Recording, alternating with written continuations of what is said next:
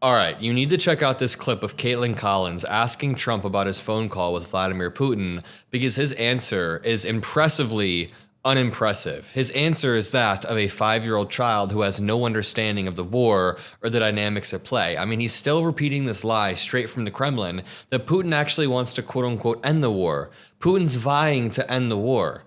Dude, Putin started the war. He's the one who's been encroaching on Ukraine's territory over and over and over. We'll get to this in 1 second, but as I was doing the research for this video, I stumbled upon this clip of Trump, and I started watching it, and then I was like, wow, he's talking a lot. So I put it on double speed, and I know that you guys hate double speed, so I won't do that, but I'm gonna speed up this clip a little bit.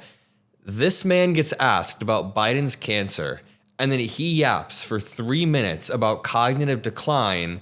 And while he's doing that, he shows genuine signs of cognitive decline. I want you to pay attention to the faces of the people in the back, and I want you to pay attention to the irony of him actively failing a cognitive test while speaking about cognitive tests. I'm not even joking. Check this out. And before I play this, I've been getting comments like this. Adam, I've been watching since 200,000 subscribers and just realized I was not subscribed. Fixing that now. So scroll down, hit subscribe, and watch this clip. I'll speed it up and play a bit. Respond to President Biden being diagnosed with cancer. Are you going to call your predecessor? I think it's very sad, actually.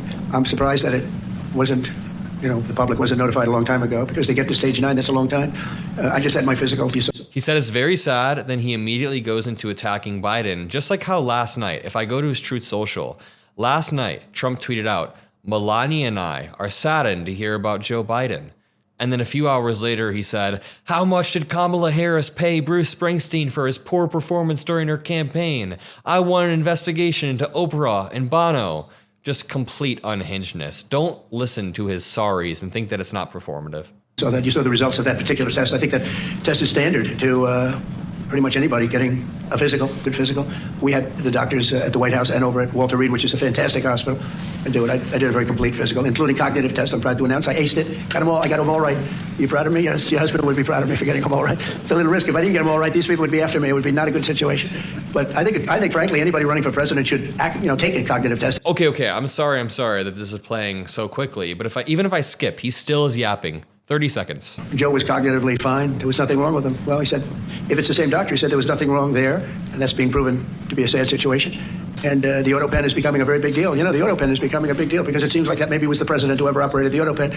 But when they say that was not good, they also, you have to look and you have to say that. When they say that was not good, you also have to look. You have to say that what? That was not good. They also, you have to look and you have to say that the test was not so good either. In other words, there are things going on that the public wasn't informed, and I think somebody's going to have to speak to his doctor. If it's the same, or even if it's two separate doctors, why wasn't the cognitive ability, why wasn't that discussed? And I think the doctor said he's just fine, and it's turned out that's not so. It's very dangerous. Look, this is... Okay, we're 2.5 minutes in, and we've looped back around to what he was originally saying. It's no longer politically correct. This is dangerous for our country. Look at the mess we're in. You're talking about all these questions on Ukraine and Russia that would have never happened. As an example, if I were president, it would have never happened. The other thing is you have to say, why did it take so long? I mean, when you...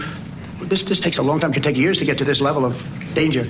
So it's a very, very sad situation. And I feel... Okay, man. Now he's looped all the way back around. I'm sorry for subjecting you all to that. Halfway through it, I was like, I feel bad that I did this to my followers. But this man failed a cognitive test actively while talking about how Biden couldn't pass a cognitive test. This man weaved through 14 different topics, and it's just insane. And this brings us on to what Caitlin Collins then asked him about Vladimir Putin. Let me remind you of a few things. Trump keeps claiming that Vladimir Putin is doing a favor and working on a ceasefire for him. He's claiming that they're actively working towards negotiations, but last night, in the middle of the night, Russia launched the war's largest drone attack yet ahead of the Putin-Trump call.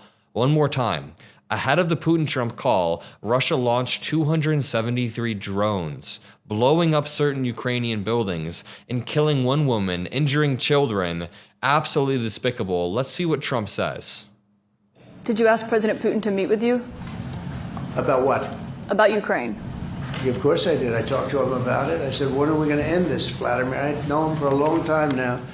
I said, when are we going to end this bloodshed, this bloodbath? It's a bloodbath. And I do believe he wants to end it. When I made the call, I told the people last night, I spoke to the heads of the different countries, Germany and Finland, we had Italy, as you know, and UK was on the line today, and a couple of others, and then they were in turn calling everyone. Ursula was there from the European Union. She was terrific, and we spoke for a long time about it, and they got a problem. It's a big, big problem.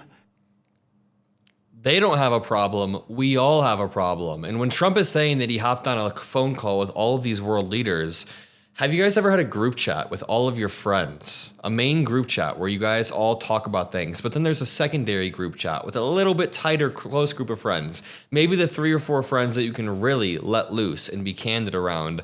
I can almost guarantee that's what happens when Trump hops on the phone with all of these world leaders. They then have a secondary meeting where they talk about, number 1, how much of an idiot Trump is. Number 2, how screwed America is. But number 3, how Ukraine needs to be protected and how Trump is falling for Russian propaganda. So when Trump says at the beginning of this clip that Putin wants to end the war. I did. I talked to him about it. I said, when are we going to end this, Vladimir? I've known him for a long time now. I said, when are we going to end this bloodshed, this bloodbath? It's a blood. This guy is just so beaten down. Bath, and I do believe he wants to end it. He does not want to end it. Trump somehow thinks that Putin wants to end it when Putin last night sent 273 drones into Ukraine. Never in my life have I seen a grown man so naive. Russia launched on Sunday its largest drone attack yet on Ukraine since the start of the war, destroying homes and killing at least 1 woman a day before U.S. President Trump is due to discuss the proposed ceasefire. They talked about it today. Putin spoke in platitudes. Trump got 0 concessions. In fact, he's conceding Ukrainian territory, and it's super frustrating. We also have reports that Trump doesn't even show up to his daily briefings. In the first 100 days, Trump showed up to 12 of his daily briefings. That's about a 10% effective rate, showing up. Meaning if Vladimir Putin does make a huge advance, as he is every single day, Trump might not even know about it. Trump has been asked on Air Force One about these things, and he didn't even know that there was a strike, like the largest strike yet that killed 30 Ukrainians a few days back. And then overnight again, they topped it with another strike, 273 drones, and Trump is naive enough to think that... I don't know. Quote, President Trump has made it very clear that if President Putin does not negotiate in good faith, the United States will not hesitate to up the Russian sanctions, said U.S. Secretary Scott Bessent and other Trump trade officials. Well, you guys called your bluff.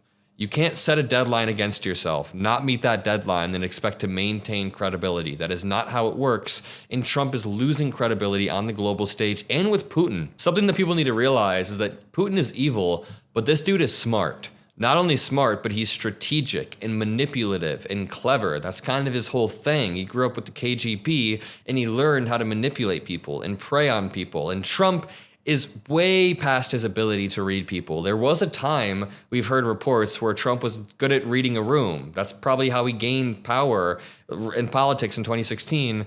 But also, he's lost it. Putin is reading him like a book, and Putin is rolling him at every single step. And I'm going to leave it at that. If you agree, make sure you drop a like. I appreciate you all. Again, I keep getting comments. Adam, I've been watching since 200K, but I've never been subscribed. So scroll down, subscribe. Love you all, and peace out.